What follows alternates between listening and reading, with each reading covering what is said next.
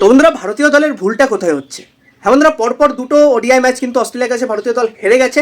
এখন কিন্তু প্রশ্নটা উঠছে যে কোথায় ভুল হচ্ছে। আমার মতে কতগুলো আমি ভুল তুলে ধরছি বন্ধুরা, এই ভুলগুলো শুধরাতেই হবে। প্রথম ভুল হচ্ছে ভারতের ব্যাটিং লাইন আপ। আমি যদি টপ অর্ডার থেকে শুরু করি, শুভমান গিল সহ বিরাট কোহলি। আমি বিরাট কোহলিকে নিয়ে বেশি কিছু বলবো না, একটা দুটো ম্যাচ হয়েছে খারাপ, কিছু করার নেই। আমরা সবাই জানি তিনি খুব তাড়াতাড়ি রাজার মতন ফিরে আসবেন বন্ধুরা।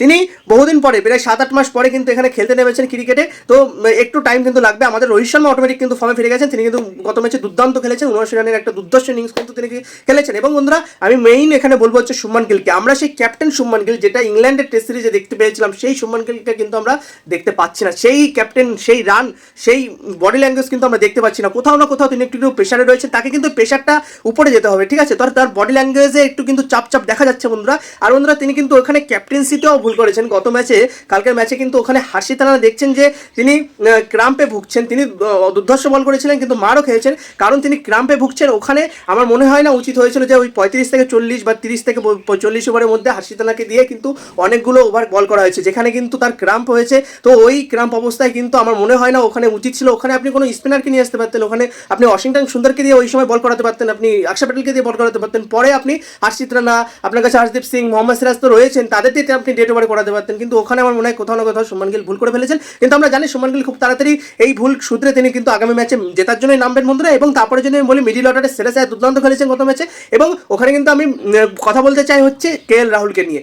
KL রাহুল কিন্তু মিডিল অর্ডারে বন্ধুরা one of the most important আমি এখানে প্লেয়ার বলতে চাই, কারণ তার কাজ হচ্ছে তিনি শেষ পর্যন্ত নিয়ে যাওয়া ম্যাচটাকে। তিনি কিন্তু সেইটা করতে পারছেন না, তিনি কিন্তু খুব তাড়াতাড়ি আউট হয়ে যাচ্ছেন, সেটা কিন্তু তাকে একটু ভাবতে হবে। আর বন্ধুরা, ওখানে অক্ষর প্যাটেল দুর্দান্ত খেলেছেন এবং আমাদের বলাররা দুর্দান্ত খেলেছেন। হার্ষিত রানা এবং রাজদীপ সিং এর দৌলতেই কিন্তু 250 গন্ডি কিন্তু পার করতে পেরেছে বন্ধুরা ভারতীয় ক্রিকেট দল। আর এখানে নীতিশ রেড্ডি কিন্তু গত ম্যাচে ভালো খেলেছেন, তার আগে ম্যাচে কিন্তু এই ম্যাচটা তিনি অতটা ভালো খেলতে পারেননি, ঠিক আছে? সব ম্যাচে হয় না খেলা। আর বন্ধুরা, আমি বলতে চাই যে হার্ষিত রানা যেভাবে অ্যাডাম জাম্পাকে মেরেছেন, মিচেল স্টার্ককে যেভাবে রাজদীপ সিং মেরেছেন, সেটা দুর্দান্ত ছিল। এবং তারপরে আমি বলতে চাই, ভারতীয় দলে ভারতীয় প্লেইং ইলেভেনে যে কোনো মূল্যে আপনারা কুলদীপ যাদবকে ঢোকান। হ্যাঁ বন্ধুরা, সে আপনার হার্ষিত রানাকে বসাবেন না, মোহাম্মদ সিরাজকে বসাবেন।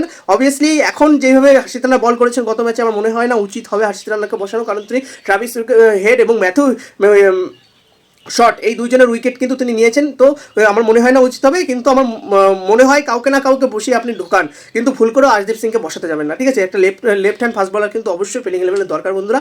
এবং তারপরে এখানে তেমন কোনো আর ভুল নেই, শুধু এখানে আমাদের কিং কোহলিকে একটু ফর্মে ফিরতে হবে, আমাদের শুভমান গিলকে একটু দায়িত্ব নিয়ে খেলতে হবে, এবং আমাদের বোলিং লাইন আপে আরেকটু দায়িত্ব নিয়ে কিন্তু খেলতে হবে, আমাদের KL রাহুলকে একটু দায়িত্ব নিয়ে খেলতে হবে। এই সমস্ত ভুল ঠিক করলে আমরা জানি ভারতীয় দল খুব তাড়াতাড়ি মাঠে কামব্যাক করতে চলেছে বন্ধুরা, এবং আগামী ম্যাচে ভারতীয় দল অবশ্যই কামব্যাক করবে। আপনাদের কি মন্তব্য সেটা আমি কমেন্টে জানতে চাই। ধন্যবাদ।